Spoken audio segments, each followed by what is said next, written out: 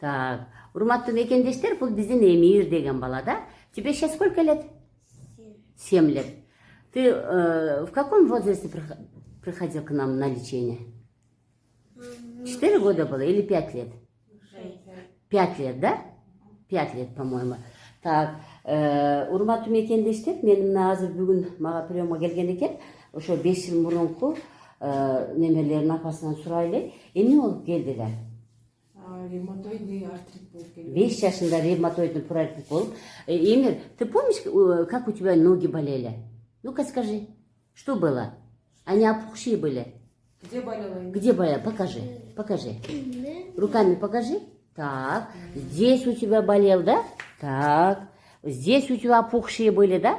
Ты хромал тогда? Вообще не мог ходить. Да, вообще не мог ты ходить, да? Ты еле-еле поднимался. Я до сих пор помню по лестнице, как ты поднимался. Так, демек, ревматоидный полиартритте 5 жашында коюлган. Силерге гормон бергенби? Берген 2 ай жатканбыз больницада. 2 ай больницада жаткан, гормон ичкен, бирок бала келгенде араң. Аябай толтура, мына апасы куча дарыларды мындай кол менен көрсөтүп атат. Куча дарыларды ичиргенбиз дейт. Бирок эч кандай результат болбостон, анан мени ошо угуп калып келишкен. Биз бир курс лечение калгандан кийин эле. Ты после лечения как себя чувствовал? Хорошо. Да, больше не болела, да? Ты у тебя больше не болел нигде? Мен эсимде бар, секир десем, өйдө секирип, анан мен эчкидей секирип калды деп айтканмын. Азыр эми келген себеби, эми баягы биз эми кыргызбыз да, урматтуу мекендештер. Бир жакшы болуп калгандан кийин болду келбейбиз. Мына апасы да күлүп отурат. Бир жакшы болуп калгандан кийин келбейбиз. Болгону эмне болуп атат?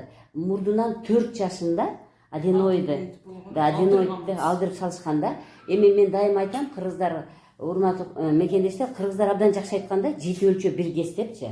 Кесип койгон жериме иштеш керек эле. Булар эми мына 2 жылдан бери такыр эле бизге келбей койгон. Бирок ошол 2 жылдын ичинде келип турганда, биз ушул мурдундагы аденоид кесилген жерлерге операция болгон жерлерге сүлүктөрдү коюп, белине дагы сүлүктөрдү кое бергенибизде көзүнүн очкилери азаймак да. Азыр канча диоптри?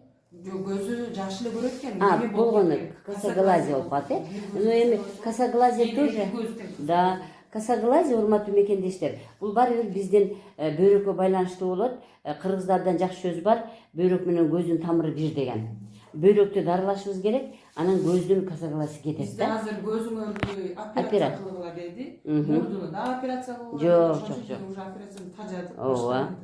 Так, мына кайрадан булар, мен айтып атам, сиз апасын айтып атам, сиз ушунчалык биз буттарын ревматоидный полиартритин алтырып салсак дагы эле кыргыз операция дары менен жакшы болот деген ойдо кала берет да. Көз десе окулистке барат. Мына өзү ревматоидный полиартрит деген оорудан такыр эле таза болуп чыгып кетти.